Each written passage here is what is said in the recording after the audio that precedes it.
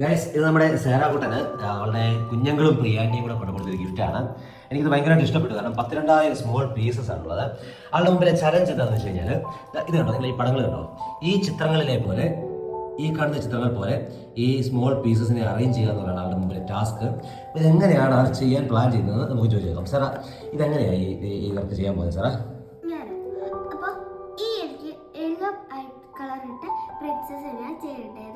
Okay, എന്നിട്ടിപ്പോൾ ഞാൻ ഈ എല്ലാ യെല്ലോ പീസും എടുത്ത് ഇങ്ങോട്ട് മാറ്റി വെക്കും. ഇപ്പോൾ എനിക്ക് ബ്ലൂ ആക്കിയിട്ടുണ്ടെങ്കിൽ എല്ലാ ബ്ലൂ പീസും ഞാൻ സെപ്പറേറ്റ് ആക്കി വെക്കും. പ്രിയപ്പെട്ടവരെ, നമ്മുടെ കുഞ്ഞുങ്ങളെ ഉണ്ടല്ലോ ജീവിതത്തിലെ പ്രോബ്ലം സോൾവിങ് പഠിപ്പിക്കുന്ന ഏറ്റവും നല്ല വഴിയാണിത്. ഇത്തരം വലിയൊരു പ്രോബ്ലത്തെ ഇങ്ങനെ ചെറിയ ചെറിയ പീസുകളാക്കി ഒന്ന് സോർട്ട് ചെയ്ത് നമുക്ക് പ്രോബ്ലങ്ങളെ സോൾവ് ചെയ്യാം എന്ന് പഠിപ്പിക്കാൻ ഏറ്റവും നല്ല മാർഗ്ഗമാണ് കേട്ടോ.